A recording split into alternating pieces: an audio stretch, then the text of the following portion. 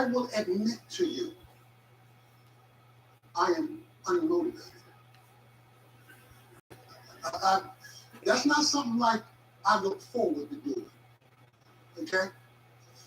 Me, myself, and I have to have a meeting in the morning. At 5:30 or 6 o'clock. Me, myself, and I, we got to have a conversation. So, yeah, I know what you're talking about. So it's a struggle. Am I really going to do this today? We have to have a meeting because it's not something I want to do. But I do want to get healthier and I do want to lose some weight. So the goal of overcoming the weight affects the getting up to get on the treadmill. But it's still a problem because walking and going nowhere is just a struggle. So I drag myself out of bed, put on the workout stuff, walk into the room where the treadmill is. Right in front of the treadmill is a chair. I sit in that chair and try to talk myself to getting up out of that chair to get on that treadmill. The problem is on that treadmill, I sweat. On that treadmill, I'm huffing and puffing. On that treadmill, I'm struggling because I got this goal in mind, but I'm struggling on this treadmill. It's a struggle. So what I always do to mitigate the struggle of overcoming the treadmill and the fact that I don't want to do it is I turn on the news. So right in front of me, I stare at the news for 45 minutes. It has my undivided attention. That news does not take away the sweat. I'm sweating because I'm looking at the news. It doesn't take away the breathing. It distracts me.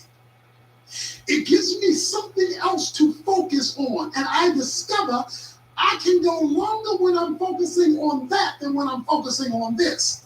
I got to do this, but I try not to make this my focus. I try to make that my focus. Because when I make that my focus, it affects how well I do this. If you really want to overcome bad enough, then Jesus says you got to do this. But the way you do this is by focusing on that.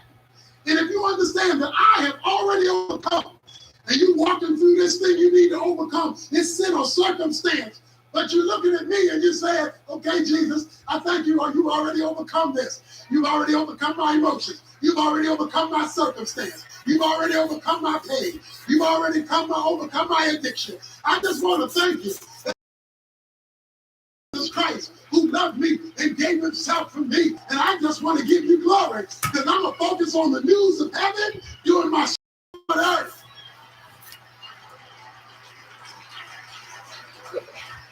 Well, let me close. Look. Any of you who like pro wrestling, let me explain something. Okay, let me explain something.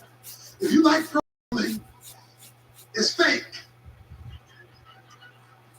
It's been pre-scripted. They have already decided who the winner is going to be. That has been pre-decided, predestined, predetermined, elected. That's all has been decided before the match even starts. You're looking at the match and you see other wrestlers coming out right in the nick of time to jump in the match and all. Oh, that's scripted. How is a man going to be against the rope, being beaten to a pulp? All of a sudden, he gets energy out of nowhere, turns it around, flips it over.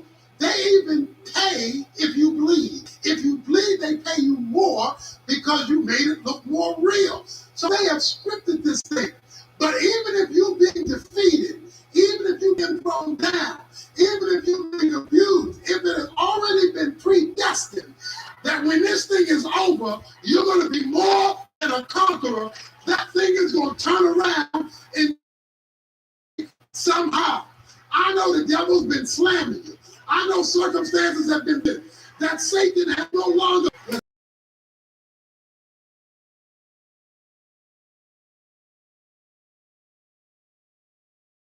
Bible, first of all, there is the physical mountain.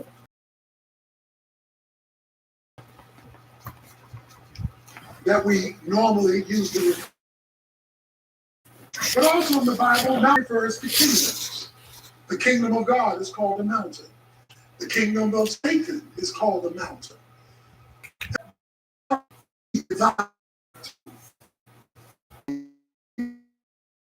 Jesus talks about moving mountains. Not the big part, but it is withered from the root up.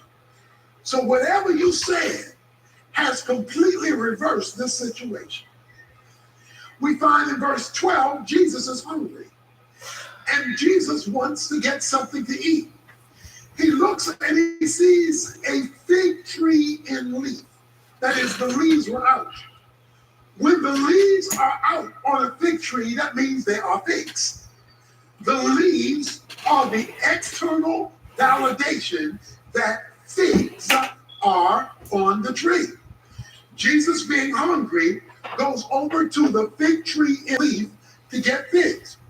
We're also told it was not the season for figs.